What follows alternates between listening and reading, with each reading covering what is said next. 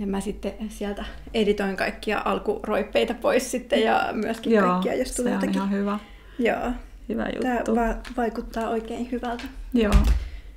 Joo, mutta jonain pienenä introna mä voisin tähän niin kuin ensin puhua siitä, että miksi me ollaan täällä.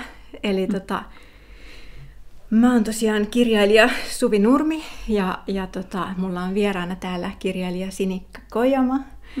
Ja ideana on se, että mä oon aloittamassa tai suunnittelemassa vasta tämmöistä ikiomaa podcastia, jonka aiheena on pöytälaatikkoromaanit, pöytälaatikkokässärit, mitä varmaan monilla kirjailijoilla on siellä jossakin pölyttymässä. Kyllä on.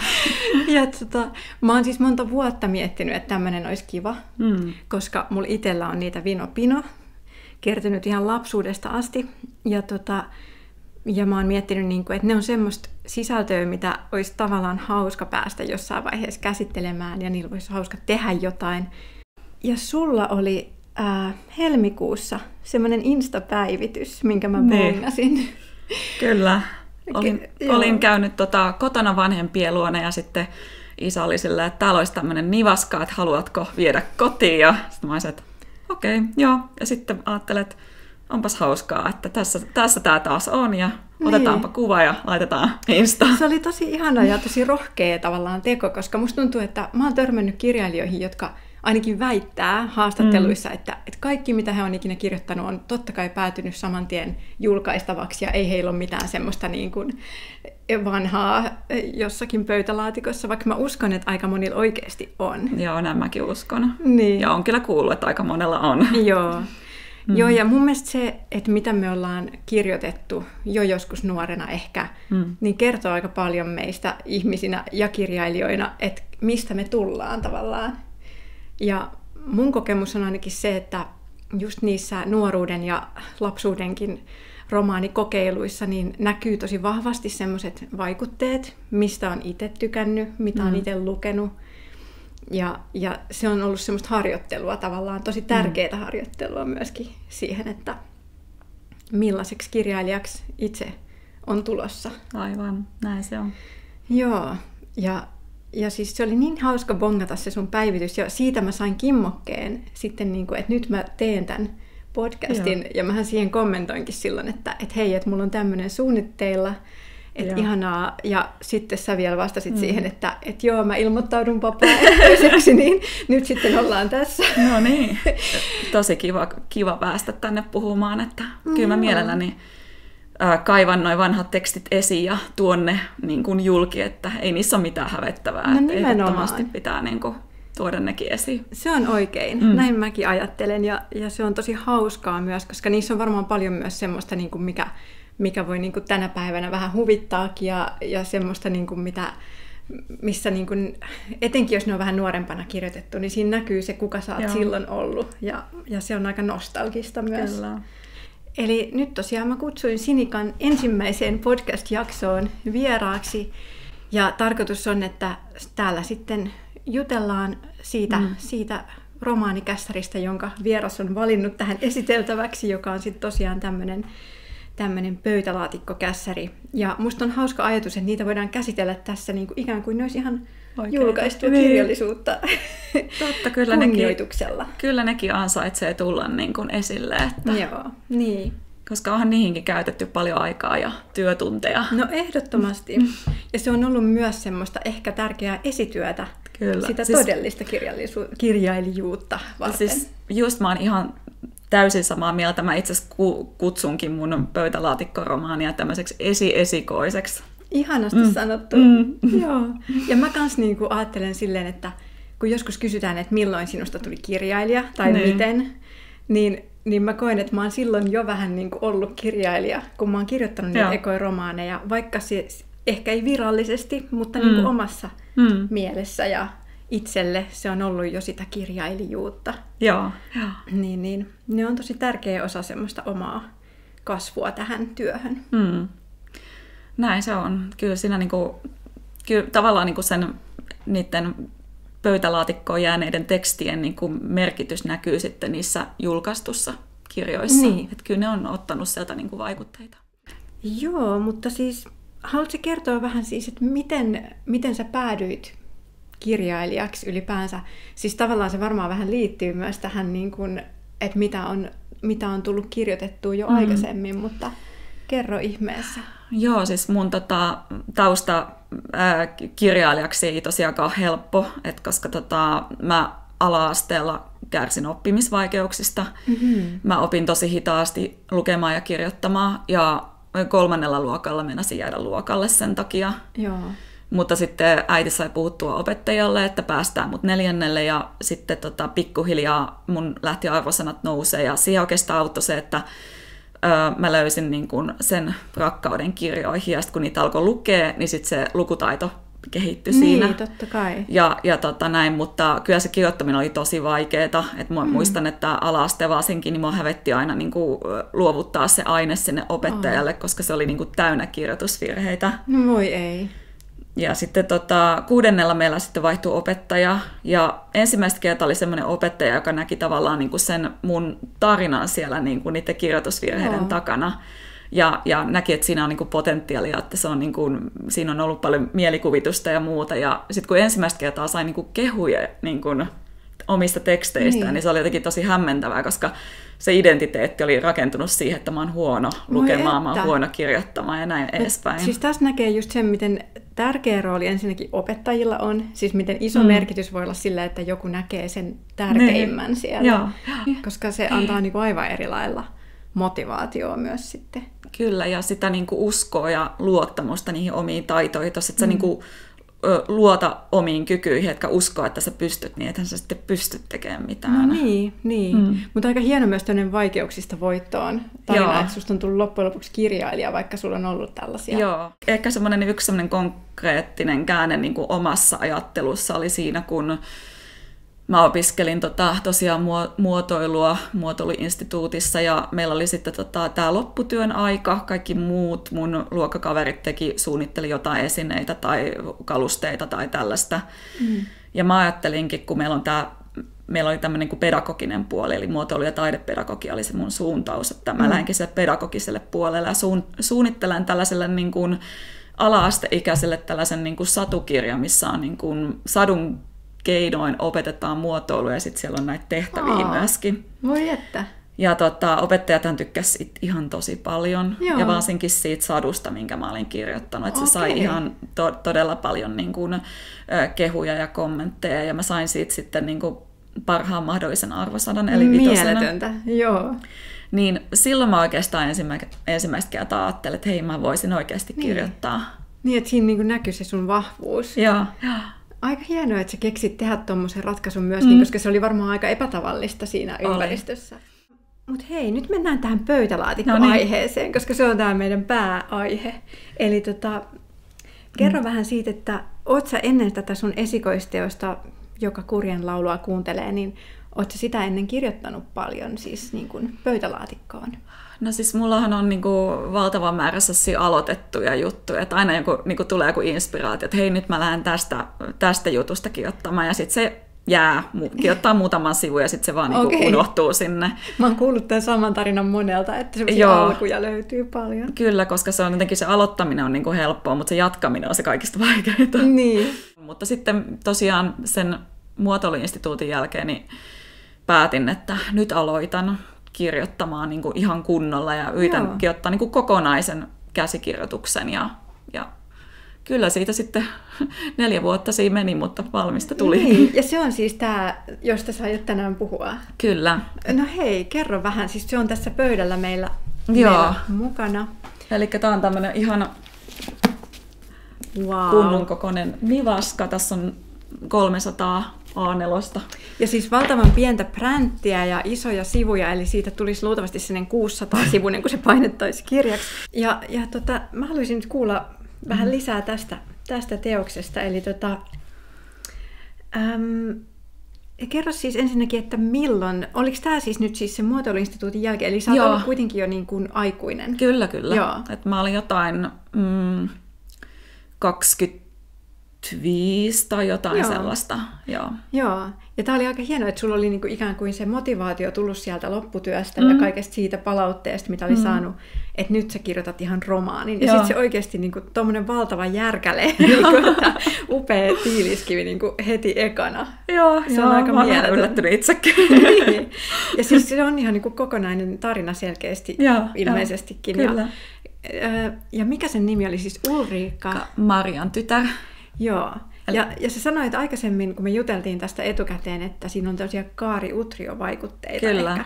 Eli sä olit itse lukenut ehkä tämmöistä historiallista. Mä oon lukenut, mä tykkäsin ja tykkään edelleenkin lukea historiallisia romaaneita ja tietysti Kaari Utrio olin lukenut ja jotenkin se tuntui silleen luonnolliselta, kun lähti kirjoittaa sitten tämmöistä historiallista tarinaa, niin sitten vähän sieltäkin tuli niitä vaikutteita. Joo.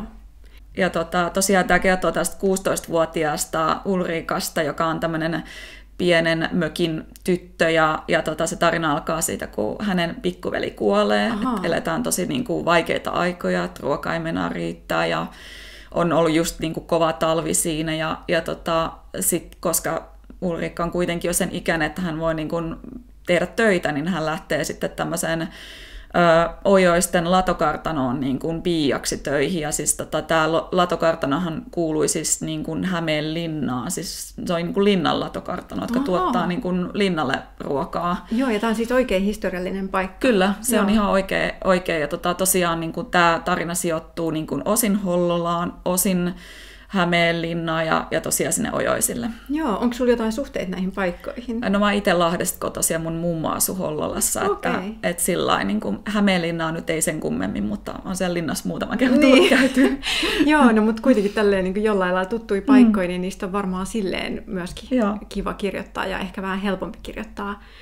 Pystyy eläytymään. Siis mun täytyy sanoa nyt ihan tähän vaan semmoinen, kun mä ajattelin, että mä valitsen tähän niin kuin aina jaksoon sit myöskin jonkun vastineen niin kuin parin tavallaan sille sun teokselle niin kuin omista näistä kässäreistä, niin mulla on ollut myös tämmöinen yksi historiallinen romaani, joka sijoittuu kylläkin 1600-luvun Ranskaan. Yllätys, kun mä oon ollut tämmöinen muskettisoturifani ja harrastanut miekkailua aikoinaan nuorena ja muuta, niin tietenkin siellä miekkaillaan paljon ja muuta. Mutta siinä oli myös 17-vuotias tyttö päähenkilö, joka on tämmöinen hovista karannut, niin kuin Ludwig 14 hovista karannut nuori aatelistyttö, ja sitten se päätyy lainsuojattomaksi ja oppii miekkailemaan, ja siitä tulee seikkailu. Wow, mutta kuulostaa mielenkiintoista.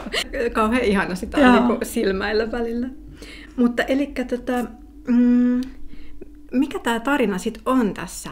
Haluatko vähän referoida sitä juonta, että mitä siinä tapahtuu? Tämä on kirjoitettu 3. persoonassa, mutta siinä on kuitenkin tavallaan niin kuin, vähän seurataan aina niin kuin eri henkilöitä. Että totta kai tämä Ulriikka on niin kuin se päähenkilö ja pääsääntöisesti hänen niin kuin vaiheita seurataan, mutta sitten välillä hypätään niin kuin muihinkin henkilöihin. Että tässä on niin kuin,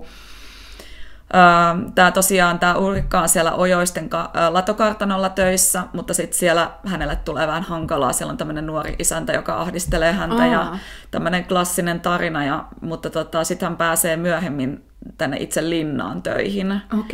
Ja sitten hänellä on tämmöistä vähän niin kuin yrttituntemusta, jota hän niin kuin hyödyntää sitten, ja hän pääsee sen linnan niin kuin lääkärin tavallaan niin kuin apulaiseksi sitten sinne. Aika hieno, koska tommoinen ei varmaan olisi naiselle ollut kauhean helppoa. Eipä olisi ollut, joo. Mutta tässä oli ehkä tämä lääkäri oli vähän tämmöinen aikaansa edellä oleva tyyppi, niin ei ehkä suhtautunut ihan niin vanhanaikaisesti. Hyvä. Mutta tosiaan niin sit siellä linnalla on tämmöinen vähän synkkä ja arvoituksellinen tällainen vartiainpäällikkö Jakob, joka on siis alun perin britti. Ja heidän sitten välille alkaa kehittyä tämmöistä vähän romanssia, mutta sitten tulee tämä Viipurin sota. Eli 1495 käytiin tämmöinen niin kuin taistelu Viipurissa. Ja tosiaan siis silloin se kuului vielä niin kuin Suomi-Ruotsiin. Mutta tosiaan Venäjä sitten hyökkäsi sinne, ja koska sinne Viipuriin tarvittiin vahvistusta, niin sitten niin kuin täältä Hämeenlinnasta lähetettiin myös joukkoja sinne Viipuriin ja sitten tosiaan tämä Jaakob joutuu lähteä sitten sinne sotimaan. Okei, aika traaginen käänne. Kyllä. Ja tämä pohjautuu tosiaan ihan historiallisiin tapahtumiin. Joo, silleen, varsinkin niin kuin ne kuvaukset sieltä Viipurin taistelusta, mä halusinkin ottaa ne niin kuin ihan vaiheelta, että mitä siellä tapahtuu. Ja ne kirjoitettiin vähän niin kuin tämän Jaakobin ja sitten myös Juhon näkökulmasta. Juho on niin kuin saman kylän poikia kuin tämä Ulriikka ja samanikäinen kuin Ulriikka, mutta hän joutuu vähän niin kuin nostoväkeen ja sitten sinne Viipuriin. Niin mä löysin yllättäen aika hyviäkin teoksia, missä oli hyvin niin kuin tarkasti selitetty, mitä siellä niin kuin oli tapahtunut ja kaikki kartat ja muut. Ja mä tein sitten oikein niin kuin mittavan pohjatyön ja onnistuin mielestäni niin kuin oikein hyvin kuvaamaan sitä, mitä siellä sitten tapahtui. Toi on mielenkiintoista ja siis historiallinen romaanihan on aika vaativa laji, koska siinä täytyy olla sitä niin kuin pohjatyötä taustalla aika paljon. Mähän rakastan Kansojen historiasarjaa, mulla on se hyllyssä täälläkin ja sieltä mä poimin niin kuin siihen mun tarinaan myöskin vaikutteita, siis semmoisia ihan todellisia tapahtumia, jotka sitten kytkeytyy niiden henkilöiden elämään. Ja myöskin mun pääpahis on ihan todellinen henkilö, se on Ranskan silloinen raha-asioiden ylitarkastaja Jean-Baptiste Colbert, joka on kuvailtu siellä Kansojen historiakirjassa vielä silleen niin kuin todella elävästi semmoiseksi aika kammottavan näköiseksi tyypiksi, että sillä oli semmoista joku kauhean iso pää ja sitten semmoiset syvällä kuopissaan olevat silmät ja en tiedä, siellä oli itse asiassa kuvakin siitä maalaus siellä kirjan sivuilla, niin mä sitten kuvailin antaumuksella sitä tyyppiä sitten siellä romaanissa myöskin. Että. No hei, kerro vähän, millainen tämä kirjoitusprosessi sulla tässä oli, kun se on noin valtavan paksu, että menikö sulla siinä siis kauan ja miten, oliko se niinku alusta loppuun niinku kronologisesti vai hypit sä sinne tänne tai täydensit sä sitä myöhemmin? Niin kuin mä sanoin, niin 4 vuotta kesti. Se oli hyvin niinku pitkä ja raskas prosessi just sen takia, kun joutui tekemään niin paljon sitä taustatyötä. Niin. Tarkistaa jotain ihan pieniäkin juttuja, mitkä niinku tuntuu tavallaan vähäpätöisiltä, mutta kun haluaisi, että asiat olisi mahdollisimman oikein, niin se tosiaan niinku hidasti sitä. Ja sitten tuli ihan sellaisia niinku vaan, että hetkiä, että nyt mä en niin kuin jaksa kirjoittaa. Ja saattoi, niin kuin, oli yksi semmoinen 5 vuoden taukokin siinä, että mä en niin kuin tehnyt sitä ollenkaan. Et se, sanotaanko, että sen pituisen tauon jälkeen se on aika niin kuin vaikeaa aloittaa uudestaan. Mutta. No joo, totta. Mutta toisaalta se voi tehdä hyvää välillä se tauon pitäminen. Näkee sen sitten taas uusin silmin sen aikaisemmin kirjoitetun. Kyllä, että niitä oli niitä semmoisia lyhyempiäkin taukoja siinä välissä ja näin poispäin. Mulla oli semmoinen niinku kirja, johon mä niinku kirjoitin kaikkia muistiinpanoja ja keräsin kaikkea historiatietoa ja muuta, ja mä jotain kuviakin sinne piirtelin, ja se niinku täyttyi sitten kanssa niinku sitä mukaan, kun toi käsikirjoitus niinku eteni, että se on vieläkin niinku semmoinen kiva muistaa, mihin voimme palata. Mun pitikin kysyä, että onko sulla se tallessa. Joo, no aika hieno, siis pitkäjänteinen prosessi, niin 4 vuotta oikeasti. Joo. Aika mahtava. Ja miltä tuntui sitten, kun sä sait sen viimeisen pisteen paikalleen? No jotenkin ehkä siinä vaiheessa tuntui vähän semmoinen jopa vähän niin kuin tyhjä olo, että hei, nyt on niin kuin kaikkensa antanut, että tässä se nyt on ja aika mitäs nyt. Tiesit sä silloin, kun sä niin kuin kirjoitit sen viimeisen lauseen, että tämä on viimeinen lause? Kyllä mä oikeastaan tiesin, että kun mulla oli kuitenkin aika selkeä näkemys siitä, että miten se tulee loppumaan, niin kyllä.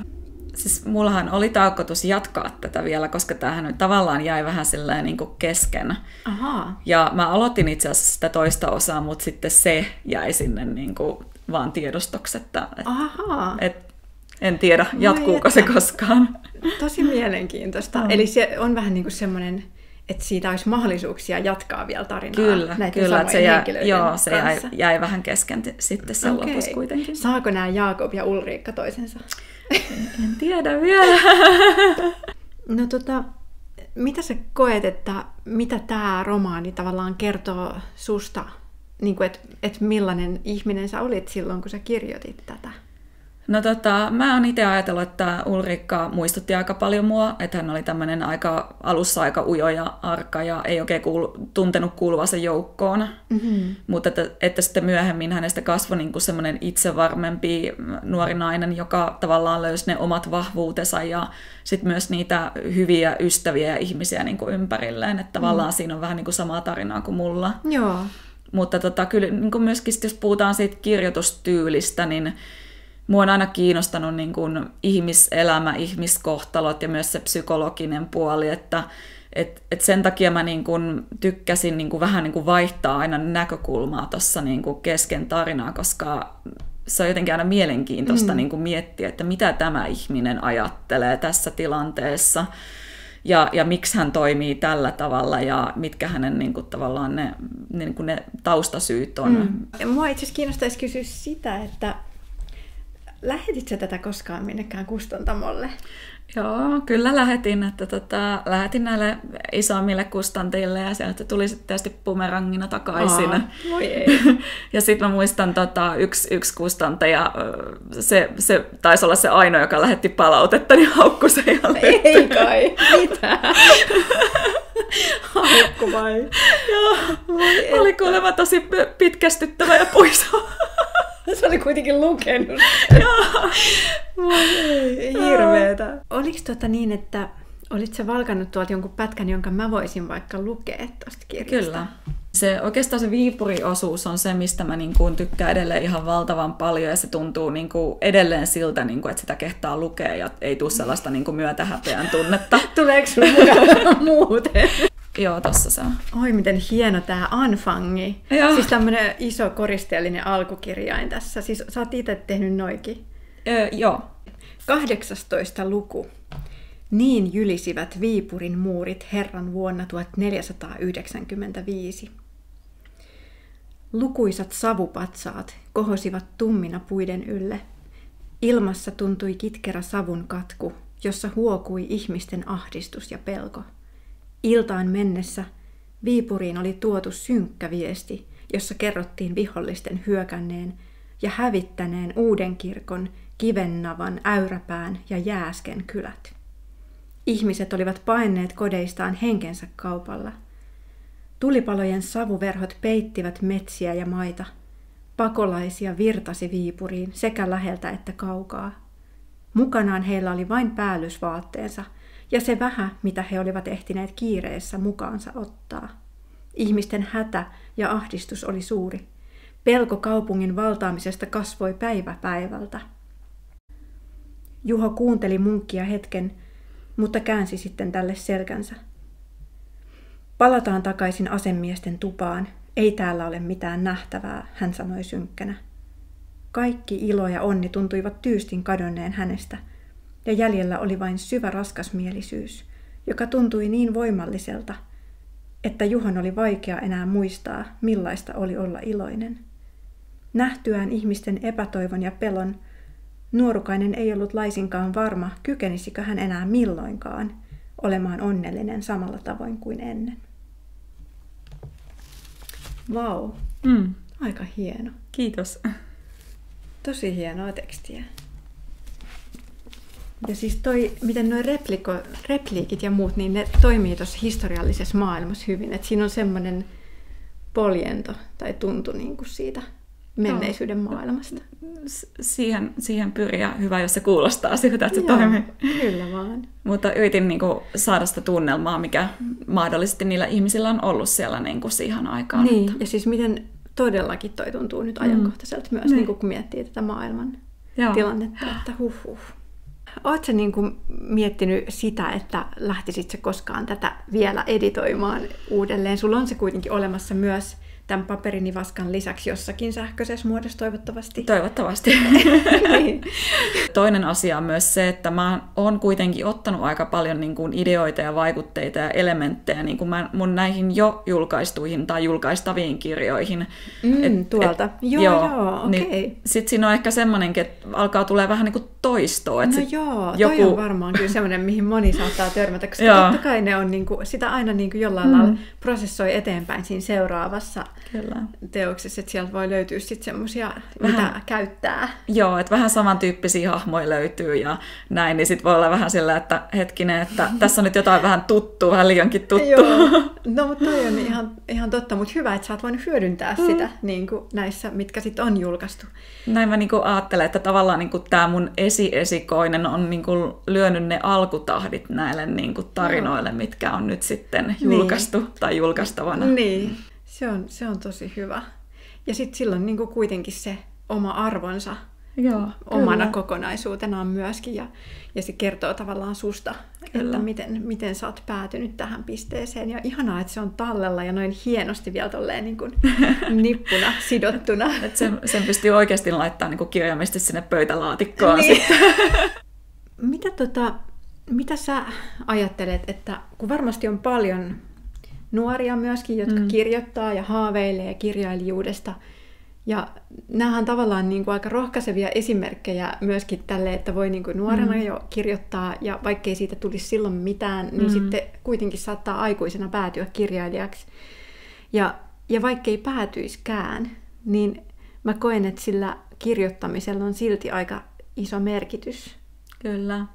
Ihan samaa mieltä ja kannustan ihan kaikkia kirjoittamaan ihan niin paljon kuin jaksaa ja pystyy, koska mä koen, että se kirjoittaminen on jo itsessään semmoinen niin kuin itsetutkimusmatka, missä ensinnäkin niin kuin oppii sitä, niin kuin mikä itselleen sopii parhaiten. Sen sanon, että siis, kun ehkä tuli tässä jo aikaisemmin esiin, niin aloittaminen on helppoa. Mutta sitten se jatkaminen on se vaikein ehkä. Niin on. Siitä kuulee tosi monesti, että on niinku niitä alkuja monilla siellä pöytälaatikossa. Mutta toisaalta, jos sulki oli niitä alkuja olemassa, onko niitäkin tallessa ehkä? On niitä vielä tallessa. Koet sä, että niistä voisi olla jotain, mistä voisi saada inspiraation johonkin uuteen joskus vielä? No mikä ettei, että jos tulisi vaikka tilanne, että pitäisi joku novelli vaikka johonkin kirjoittaa niin niistä voisi esimerkiksi olla semmoiseksi, että lähtisikin jatkaa jotain. Ideoita ainakin. Kyllä, että mutta just sen sanon, että kyllähän se, että jos lähtee kirjoittaa tällaista kokonaista käsikirjoitusta, niin ihan selvää on, että jossain vaiheessa tulee se tilanne, kun ei vaan mitään tuu ulos ja tuntuu, että seinä tulee vastaan ja ei yhtään huvittaisi ja näin. Mutta se, se tapahtuu kaikille. Niin, se kuuluu siihen prosessiin. Se kuuluu siihen ja sitten ehkä kannattaa ottaa pikkaseksi aikaa taukoa tai etäisyyttä ja sitten taas uudestaan tutkia ja katsoa, että tavallaan suhtautua armollisesti itseensä ja omiin teksteihin ja tärkeintä on jatkaminen. Et kun kirjoittaa, niin se, että sieltä tulee mitä tulee, mutta että tärkeintä on se, että ei jatkaa. Ja mulla on itselläni semmoinen motto, että mä olen epäonnistunut vasta sit, kun mä oon luovuttanut. Toi on hienosti sanottu, joo. Et jos mä en luovuta, niin mä en voi myöskään epäonnistua sillä ainakaan tekstisuhteen. Niin, kyllä. Hyvä. Hei, kiitoksia Sinikka Kojama, kun tulit vieraaksi. Kiitos, että pyysit mukaan. Oli kiva keskustella näistä. Oli tosi kiva. Joo, mutta eiköhän tästä jonkinlainen podcast-jakso synny. Toivotaan.